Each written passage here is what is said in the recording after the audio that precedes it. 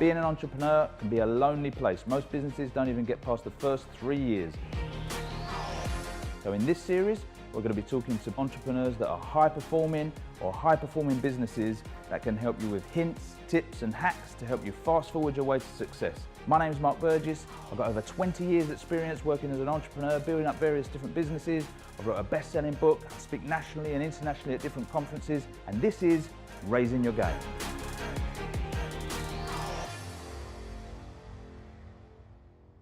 In this episode of Raising Your Game, I talk to Martin Norbury, who's a successful entrepreneur, a best-selling author, and we talk about how trekking to base camp of Everest and doing ballroom dancing can actually help you in your business. Hi Martin, so thanks for coming in today. I know you've got a super busy schedule. That's my pleasure, absolute pleasure. Before we get into it, are you all right just to give us a bit of background on yourself, how you kind of started out and what led you to where you are today? Yeah, of course. I did the classic thing of, well not classic, but thrown out of school. My folks wanted me to go in to be a barrister and I didn't want to, so I got thrown out of a good grammar school. Decided I need to find something else and went into basically working for companies and realised pretty soon that that wasn't going to be where I wanted to be. I think after I was fired from 3 jobs, I realised I needed to maybe run my own business.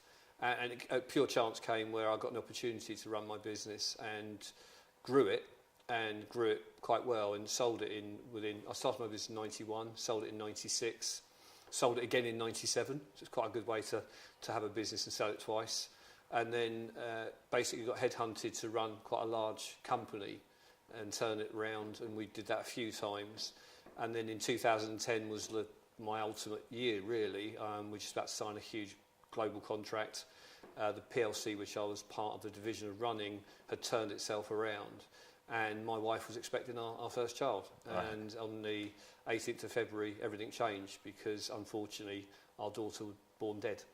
And it just changed my life massively. I didn't know what to do, and I just wandered around a little bit, think, what can I do?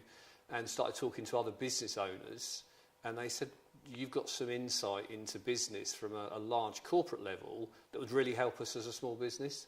And that's how I got into doing what I'm doing. Met a guy called Daniel Priestley. He helped me get a book out, a book called I Don't Work Fridays, and the rest is history, really. Wow. That's amazing. I mean, so how does that work then in terms of selling a company twice within a year? Yeah, so basically, I was the sole distributor of a product. So I engineered it that if I left, obviously the business would suffer a little bit.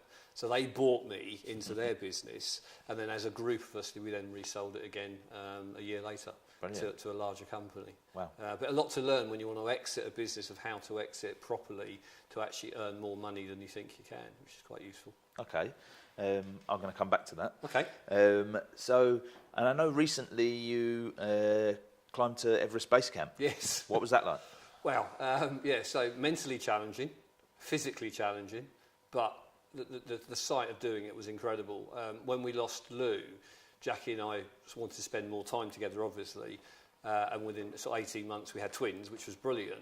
But even with that, we still wanted to spend time. And one of my clients, who runs a bucket list company, runs treks all around the world. So last year we went to Machu Picchu, which was just incredible. And this year, for some strange reason, we signed up to do the base camp trek. And it was incredible. 3 weeks, 13 days of going up and down like this constantly to finally stand and look at this huge thing called Everest is just awe-inspiring. Wow. Are there points in that, I'm guessing there must be lots of points in that where you just think, forget it, I didn't think it was going to be like Pretty this. much every day. Yeah. It's tough. But actually, what I had a client say, what's the 3 learns you brought back from it, which I thought was great. And I said, well, yeah, there was big learns. And the first thing was actually doing a trek like that. It's just like running a business. So I don't think anyone in their right mind would go to Kathmandu with no compass, no map, no kit, no coach or no guide and expect to get to base camp 13 days later and survive. But that's what business owners do. I think I heard you saying earlier that most businesses don't get past 3 years. Only 5% get past 10 staff. So it's a really tough thing out there, and doing it on your own is difficult, very difficult. And actually having a guide or a Sherpa to help you along the route and to teach you things so you don't make the same mistakes as everybody else does, I think gives you a better chance. And I learnt a lot on that trek about teamwork and how each person in the team has to help you and have their own roles and things like that. And I think it's so relevant for business as well. Yeah. So relevant. Yeah, absolutely. So when you first started in business, Yeah. I'm guessing it was the traditional kind of small office or back bedroom or something like that. Absolutely. And you've gone through this fantastic process of building a business, selling a company, working for corporates. If you could go back in time and talk to yourself when you was just starting out that first business, what would you say to help you avoid a lot of the heartache that you went through of learning things the hard way? Yeah, so a lot of what I learned in business didn't come from business. And this was, so the book that I wrote was all about a hobby that I had when I was 7. And the hobby was actually ballroom dancing, bizarrely. So when I started running a business, I didn't know this until someone interviewed me, I used the same philosophy as how I learnt to go from a 2 left foot 7-year-old to a national champion 15-year-old. And in business, we want to do the same, don't we? We want to go from someone who has no idea to running a world-class business, even if it's locally. And I use the same principles. And a lot of it we've transferred into business. So the first thing to understand is that business is all about numbers. And the amount of people I speak to that have no idea where they're going, where they've come from, what they want to do, what they want to achieve. We spoke earlier about someone who's planning to do stuff next year, and you said what the numbers, they have no idea. And the trouble is, if you don't know where you're going, how can you plan the journey to get there? The reason we're sat here today is it was in our diary. We're going to sit down and have a chat. Yeah. If you just said I'll turn up somewhere in London sometime in October, November time, we'd have never been sat here. No. So businesses need to know. So it's a numbers game played by a team, and you can't do it on your own. The more you try and hold on to doing it yourself, the worse it gets. You have to let go really quite quickly, otherwise you're stifling your business, you're stifling the growth of your business going forward. So you've got to bring other people in and trust they're going to do what they need to do, otherwise you can't grow it. You can get it to about 4 or 5 people. After that you can't, because they're not enough hours in the day to keep it going. And the last thing is delivering a meaningful promise. And you've got to be different. You've got to send something out there, a service or a product that people want to buy. So we say to all our clients, it's a numbers game played by a team delivering a meaningful promise. And if you focus on those 3 key areas, you pretty much get to run a good business. So there'll be some companies out there that are listening to that thinking like, wow, yeah, I don't know the numbers in my business. And then they'll sit down and think, where do I even start? Yeah. And some people will just start and they'll come up with numbers and maybe they'd show you those numbers and you go, you've done the numbers, but this doesn't mean anything. Yeah. Where does somebody actually start with some sort of meaningful numbers in their business? Right, so you start at the bottom. So that's the key part. Businesses are there to provide either a lifestyle or a performance business, an exit of some kind. Most people want to have a lifestyle business first of all. So you start at the bottom, and the bottom is how much do you want to take from the business? So we call it the 7 numbers. So the bottom number is the 7th number. How much do you want to take from the business? Either earnings or dividends or something. And then you add to that your fixed cost of your business, how much it costs to run, the heating, the lights, the rates, the rent, all those things that never change depending on how much you sell. And then you add in the basic salaries of the people. So those 3 together give you one number, and that's what we call our gross margin value. So those 3 add together is your gross margin value. And if you're a service business and it's 100%, then that's what you've got to earn on a monthly basis. And the easy thing, so say I want to earn 5,000 a month profit for me, and my business costs me 5,000 fixed costs, and my salaries cost me 5. So that's 3 5s, 15. So I've got to earn 15,000 after all my cost of sale to break even, to make sure I do that. And what you've got to work out is what your average sale value is. If my average sale value is 1,000, I've got to sell 15 a month. That's it. Everything else after that is a bit of a noise. That's what your focus has got to be. I reckon 95% of businesses, I know because I've worked with hundreds of companies, haven't got a clue what those 7 numbers are. And once you get those 7 numbers, at least you've got clarity on what your business needs to do. I guess they've got maybe they've got numbers in the sense that they kind of got a gut feel for it. You know, they know, oh, we're going to earn enough money to get paid this month, or we're probably not going to get paid. Yeah. But but what you're saying is that they have no real target or aspirations on how to always make it 15, or always make it 20, or always make it 30. Because remember, business is a numbers game played by a team. To bring the team together, surely we need to know what we're all aiming for. And if marketing needs to do something to get 20 appointments to get 15 sales, then they know what they need to do. If delivery needs to now deliver what the 15 is, they know what to do. And suddenly you're working together as a team. You can do anything as a team, but you can't do that if you don't know. And the trouble is, a lot of businesses, they just run really fast, continually, to stand still. Whereas this, you get into a routine, like in dancing, you get into a nice little routine of doing the rhythm, getting everything going, and then once you've got the business working at that routine, you can then change up a gear and then go to the next level, and then the next level, and the next level. And that's what happens in business. And I'm guessing that after that, there's a set of numbers that lead you to a successful exit? Yes. Okay. Yeah. Well, we have to have an ad break. Right. So after the break, I want to come back to that first point about how to make a successful exit from a business. Yeah, perfect. So don't go away. Join us after the break.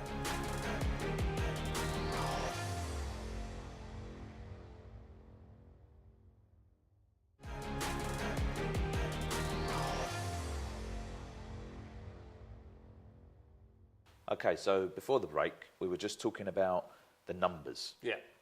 Most companies don't know their numbers. Absolutely. And the first 3 sets of numbers out of the 7 that you spoke about were about just being in business, really. Just making sure you get paid. Yes. Because, as we all know, there's loads of businesses out there where people don't even get paid.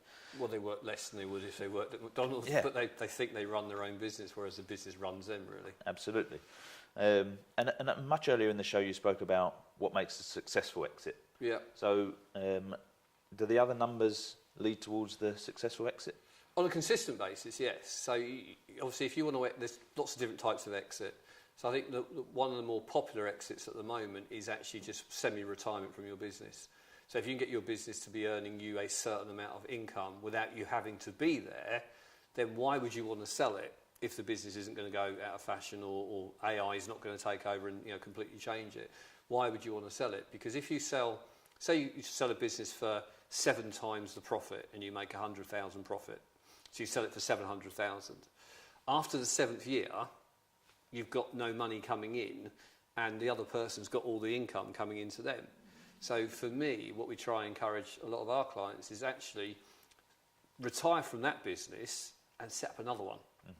And my view now, my wife's stepdad used to run big pension funds, and he said to me, how much money do you want to earn when you retire? And I said, well, one is I don't understand the concept of retirement, and 2 is I won't have a pension that pays out a static rate. I'll just have 4 or 5 businesses that might pay 5-10 grand a month each. That's job done, really, isn't it? And you can do that nowadays, whereas years and years ago you couldn't do that. So that's one exit. Yeah. Of course, the second exit is when you've got the business to, and you need to get it to about a 7-figure profit level, really. Once you get to that sort of level, you can then sell it for the multiple millions. Yeah. But that's hard as well, because you've then got no purpose left. What you're going to do next? It's I know quite a few people have done that, and it's actually not been the result they wanted. Again, learning that through trekking to base camp. If you don't enjoy the journey, when you get to base camp, it's actually just a bunch of rocks and some ice. So actually, you've not got this big neon sign saying, hey, you're at base camp. It's just there, that's it. And because it's not the season for climbing Everest at the moment, just for trekking, there's no tents there or anything. So you've got to enjoy the journey. And if you then don't enjoy the journey and then sell your business, it can actually lead to quite a few challenges, breakups of families, all sorts of stuff. So for me, I think the best thing nowadays is get a business around 10, 12 staff, make it into $1 million turnover, $250,000 profit, and then semi-retire from it. So I guess the danger with that, though, would be, as you say, like as technology changes and AI gets more and more intelligent and all of this sorts of stuff, you're in potentially a more of a risky boat than if you'd taken the cash and maybe invested it in, I don't know, property, for instance. Yeah, absolutely, and that, you know that obviously really well. And I'm one of the only people that have earned some good money, but not ever through property. Yeah. Lots of people have earned good money, but through property. And the challenge with any industry nowadays is with data and Google and Facebook and all these things. A lot of it is becoming automated. So a lot of careers and a lot of business opportunities are dying. But then if you've got 4 or 5 different businesses, then if one catches a cold, you're okay with the others, aren't you? Yeah. And I think that's where a lot of things are changing nowadays. A lot of people are starting to look at how they can sustain working in, there are people born now that they reckon will live past 400 years of age through technologies and everything else, the cybernetics and everything else. So if we're going to live much longer, we cannot rely on conventional pensions to give us money, because nobody's going to pay out. We've got to be self-sustaining in some ways, and I think business is the ultimate way of doing that. Yeah. Okay, so if someone's watching this, they've got their business and they know their numbers. Yeah. So you've gone in to help a company, as you do regularly, and surprisingly for you, they've got their numbers. Yep. What would you say is one of the next things that most businesses are missing? Structure. So the owner of the business is trying to do everything, and they think they're really important and nobody can do it as well as they can, and if they don't do it, the business is going to fail, and it's all this mindset. And I just say to them, like, if it's a 4-man company, which a lot of businesses are, I just say, imagine that 4-man company is like a car with 4 tyres. If one tyre's flat, the other 3 are useless. And that's what happens. The owner thinks they're more important, so they're the bigger tyre. Doesn't matter. If that tyre's flat, the rest of the business is useless. And what you've got in a business is you've got 4 fundamental roles, if you think about it. You've got someone who creates that promise we talked about in, business is a game of numbers played by a team delivering a compelling promise. So you've got someone who says, actually, in like the estate agency world, I think it's dull and dead and boring. I'm going to change it. And they create this wonderful promise. You've then got another person who says, well, let me take that to market. I'll be the salesman of your promise. Same company. And then you've got someone else who turns around and says, well, actually, I'll make sure we deliver that promise. So those are the 3 fundamental roles in any business. And I've run businesses of hundreds of millions of turnover, and I still had those 3 roles as my core team. I had 14 other people in the team, but those were my 3 key people. People that R&D'd the product and delivered it, people that sold it into the market, and then people that checked we delivered the right thing. And that's fundamental. And again, what most happens in a business is the owner doesn't let go of what they should be doing. Yeah. They do everybody else's job. They can't trust anybody else to do their job. So they don't do their own bit, which is creating this wonderful promise. And then the other people go, well, do you know what? He'll do it anyway, or she'll do it anyway. So I'll just let them. And they never, ever get to a point where the business is working without them. And the best thing, I had a client recently they were going away on holiday, and their right hand were going on holiday. And I just started working with them. And they said, oh my God, it's the worst thing possible. I went, brilliant. They're like, why? I said, because it'll prove your business can run without you. Or it won't. Either way, you'll know and you'll do something about it. Yeah. And that's what you've got to do. The next stage is you've got to know that your business can run without you. Otherwise, you can't do anything. Yeah. So that's the next stage, structure and letting go. And I guess a lot of owners would say, oh, I'd love to let go, but if I don't do all the sales, we won't get as many sales. Yeah. Or if I don't do all of the admin, it won't get done as well as I could do it. So it's called stupid mindset. Yeah. It really is, because say the owner converts 90% of everything they do, and that's what their job is, yeah? So they can only ever do a certain amount because they're one person. And they bring in 2 people that convert 60%. Well, they're still going to convert more for 2 people than the owner would.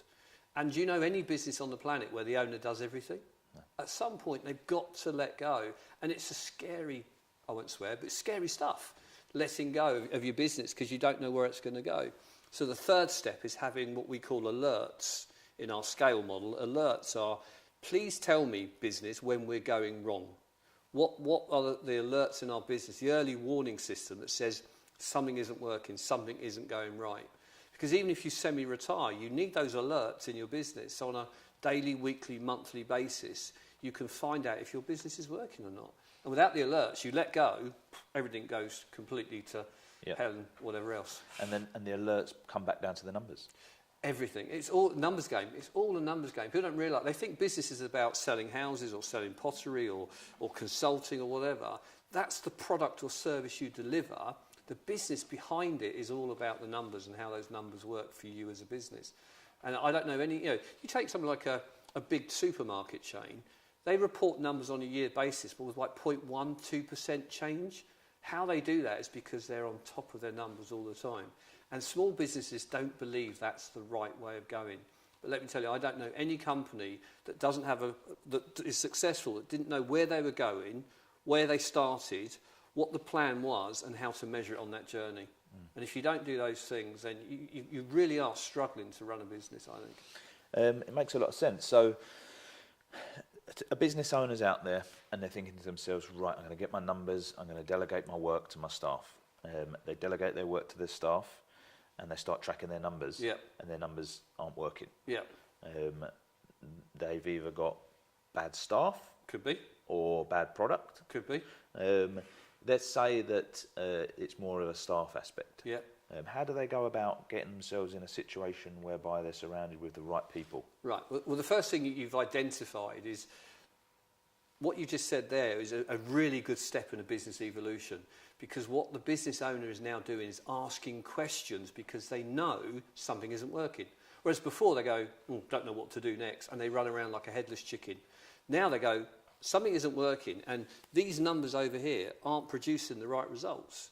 So it's either that I'm not getting enough leads, I'm not getting enough queries, I'm not doing enough demos or conversations, I'm not converting enough, I'm not selling enough, I'm not delivering enough. Because all of these numbers are trackable, you can actually pinpoint the right level. And by doing that, you can dissect which area it is and then focus on it. So if the person is willing, as in it could be the sales issue, if the person is willing and they can track their numbers, you can help them improve. If they're not willing, then you can't do anything. Because there's only two things you need from your staff, is you need them to be willing and able. That's the only two things. And the thing that I learned managing, well, about 600 odd staff, which towards the end was what we had, is that you can't manage people. Everybody, there's 1,000, 2,000 books out there on how to manage people. But you can't manage people because people decide what they want to do. So what you've got to do is you've got to create the environment where they can thrive, give them all the tools they need, and just get out their way. And if they succeed, brilliant. And if they fail, brilliant. But you can then work out what to do next. But you've got to let people do the job that they've employed too. And if you cover them all the time, you're just covering all the cracks all the time. So with the right numbers, with the right processes, you know where to pinpoint your business problems. You can then go in there. And you can go and find your own Sherpa that knows that route of your business and get them to help you as well.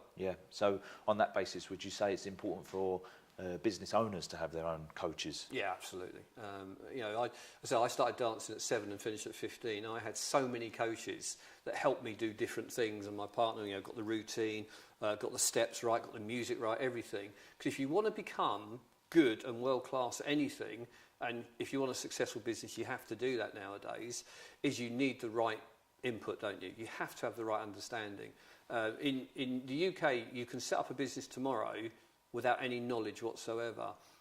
In Germany, for example, you need to have passed an exam, I think called the Meister, to have basic knowledge of how to run a business.